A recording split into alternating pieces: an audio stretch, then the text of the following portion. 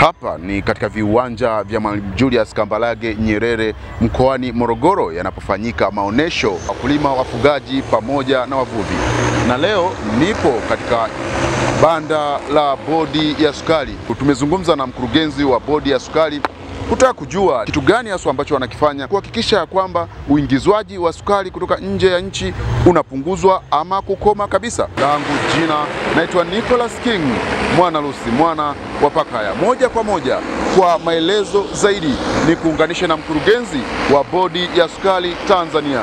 Hali ya uingizwaji wa sukari kutoka nje ikoje? Hali ya uingizwaji wa sukari kutoka nje ipo kisheria, na kama unavyofahamu kwamba wanaoingiza sukari kutoka nje ya nchi kama sheria inavyosema ni wazalishaji wale wenye viwanda vya kutengeneza sukari. Hiyo ni kwa matumizi ya kawaida. Kwa hiyo huwa unafika kipindi ambapo viwanda vya ndani vimesimama, huwa tunaangalia kiasi ambacho kimepungua, tunatoa vibali kwa wale wazalishaji wanaingiza. Na ni kipindi cha miezi kama mitatu. Ikishapita, uzalishaji ukishaanza, tunaendelea na kutumia sukari ambayo inazalishwa ndani ya nchi. Lakini kuna sukari nyingine, aina nyingine ya matumizi ya viwanda ambayo inaingia kama malighafi kwa ajili ya kuzalishia bidhaa zingine. Kwa mfano kama madawa, lakini kuna hivi vinywaji. Hiyo sukari ya aina hiyo inaingizwa na wenye viwanda ambao wana viwanda vya kuzalisha bidhaa hizo. Kwa hiyo na wenyewe wanapewa vibali, wanaingiza kiasi hicho kila mwaka. Serikali imefikia uamuzi sasa wa kusema, nafikiri sukari sasa tumekwisha kuwa na upungufu wa miaka mingi.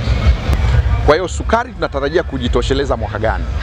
Tunatarajia kufika mwaka 2025-26 tutakuwa hatuna utegemezi wa sukari kuagiza kutoka nje. Lakini kwa sababu uwezo wa kuzalisha sukari ya kutosha upo, kwa hiyo ni vyema tukazalisha sukari yetu ndani ya nchi ambayo tuna uhakika na ubora wake, lakini tukaachana na ile kuagiza sukari kutoka nje ya nchi. Kwa sababu unapoagiza sukari kutoka nje ya nchi unatumia fedha za kigeni. Kwa mfano, nikichukulia hesabu ya haraka, tunatumia dola karibu milioni 70 kwa kuagiza sukari kutoka nje kwa ajili ya kuziba pengo. Kiasi kile cha fedha ni kikubwa sana. Kama kingebaki ndani ya nchi au kama ile sukari ingezalishwa ndani ya nchi, na maana zile ajira za kuzalisha kiasi hicho cha sukari zingetengenezwa ndani ya nchi.